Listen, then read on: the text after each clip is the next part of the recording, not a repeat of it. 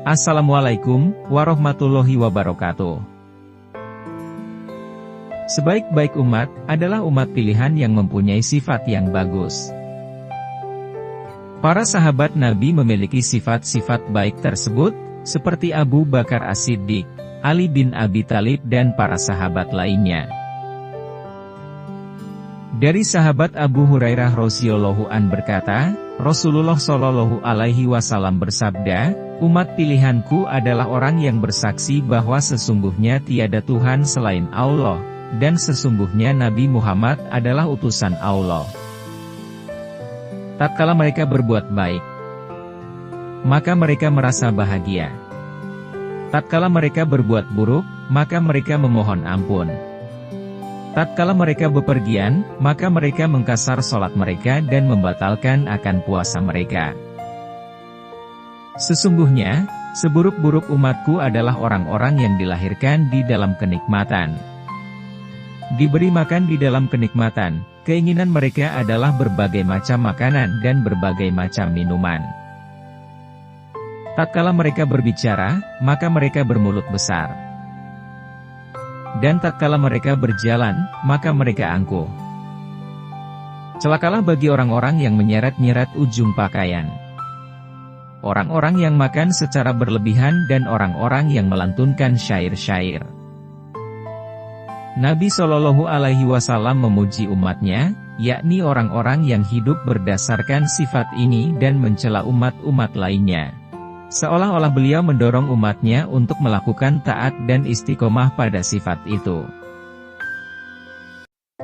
Sampai pada suatu malam dari beberapa malam bulan Rajab, Rasulullah terbangun untuk melihat di dalam masjid, apakah ada seseorang dari sahabat-sahabatnya yang terbangun. Ketika telah dekat dari pintu masjid, Rasulullah mendengar suara sahabat Abu Bakar sedang menangis di dalam sholat. Sahabat Abu Bakar hendak menghatamkan Al-Quran dalam 2 rakaat.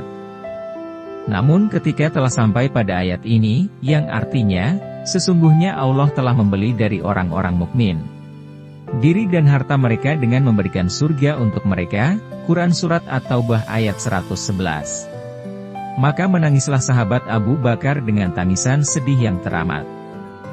Rasulullah pun berhenti di samping pintu masjid, sedangkan air mata sahabat Abu Bakar menetes-netes di atas tikar.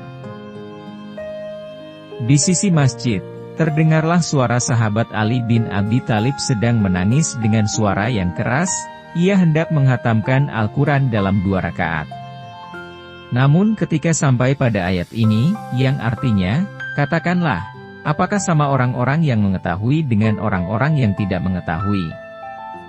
Sesungguhnya orang yang berakalah yang dapat menerima pelajaran, Quran Surat Az-Zumar ayat 9. Meneteslah air mata sahabat Ali bin Abi Thalib di atas tikar.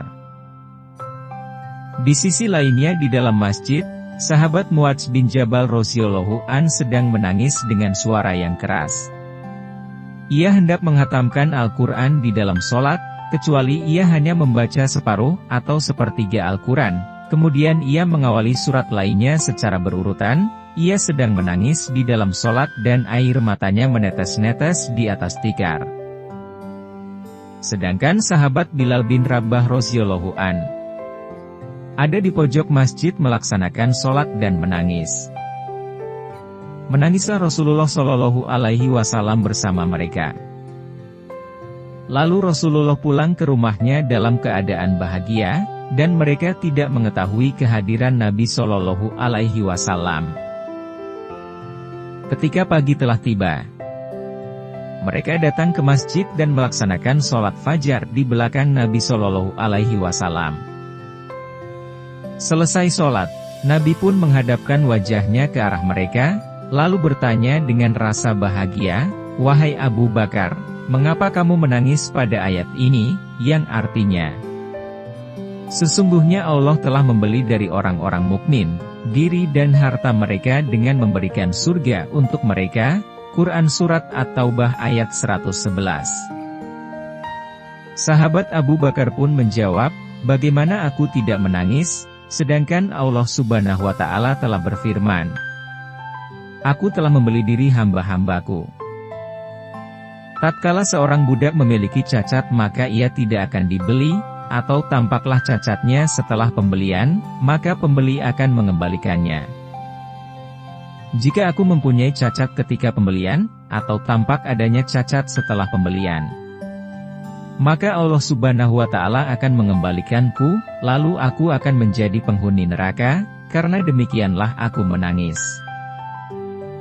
Datanglah malaikat Jibril alaihi salam dan berkata, katakan kepada Abu Bakar wahai Nabi Muhammad. Tatkala pembeli mengetahui cacat budak dan tetap membelinya bersamaan dengan adanya cacat itu, maka tiada kekuasaan baginya untuk melakukan pengembalian. Sedangkan Allah Subhanahu wa Ta'ala adalah Zat yang Maha mengetahui atas cacat hambanya sebelum Dia menciptakannya. Bersamaan dengan cacatnya, Allah membelinya dan tidak akan mengembalikannya, maka demikian pula cacat itu ketika setelah pembelian. Dalam sebuah masalah, bahwa seseorang yang telah membeli 10 budak, lalu ia menemui satu budak tanpa cacat dari mereka. Pembeli pun berkeinginan untuk mengambil budak tanpa cacat dan mengembalikan sisanya. Maka syariat tidak memerintahkan demikian itu, tetapi memerintahkan menerima semuanya. Sedangkan Allah Subhanahu wa Ta'ala membeli setiap orang-orang mukmin. Termasuk di dalam akad penjualan itu ada orang-orang yang bersih hatinya, para wali Allah, para nabi dan para rasul. Sudah menjadi kesepakatan ulama, bahwa Allah tidak akan mengembalikan para nabi, orang-orang yang bersih hatinya dan para rasul. Maka dapat diketahui, bahwa orang yang mempunyai cacat tidak akan dikembalikan pula. Rasulullah Shallallahu Alaihi Wasallam pun merasa bahagia, dan bahagia pula para sahabatnya. Kemudian Rasulullah bertanya kepada sahabat Ali bin Abi Thalib, wahai Ali, mengapa kamu menangis ketika membaca ayat ini, yang artinya, katakanlah, apakah sama orang-orang yang mengetahui dengan orang-orang yang tidak mengetahui? Quran Surat Az-Zumar ayat 9. Sahabat Ali bin Abi Thalib pun menjawab, bagaimana aku tidak menangis? Allah Subhanahu wa Ta'ala berfirman, yang artinya, katakanlah, apakah sama orang-orang yang mengetahui dengan orang-orang yang tidak mengetahui? Quran Surat Az-Zumar ayat 9.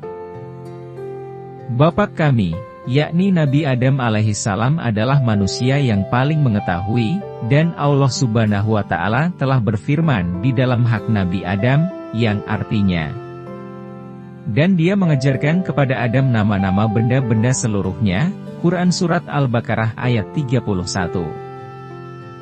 Sedangkan kami tidak mengetahui seperti halnya Nabi Adam, bagaimana kami bisa sama derajatnya dengan Nabi Adam?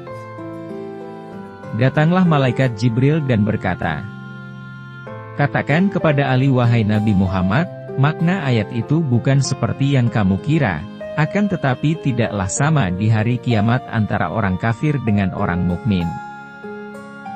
Karena sesungguhnya, orang kafir tidaklah menyembah kecuali pada berhala, ia tidak beriman kepada Allah dan hari akhir.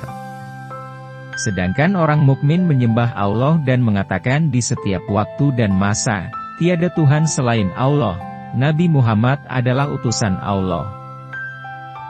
Tatkala mereka berbuat baik, maka mereka merasa bahagia. Tatkala mereka berbuat buruk maka mereka memohon ampun. Dan tatkala mereka bepergian, maka mereka mengkasyar sholat mereka dan membatalkan puasa mereka. Maka tidaklah berdosa, tidaklah sama antara orang kafir dengan orang-orang mukmin. Karena sesungguhnya, tempat orang kafir adalah neraka dan tempat orang mukmin adalah surga. Demikianlah kisah tentang sifat-sifat umat pilihan. Semoga kita lebih mengetahui lagi tentang sifat para umat pilihan pada zaman Rasulullah Shallallahu Alaihi Wasallam. Assalamualaikum warahmatullahi wabarakatuh.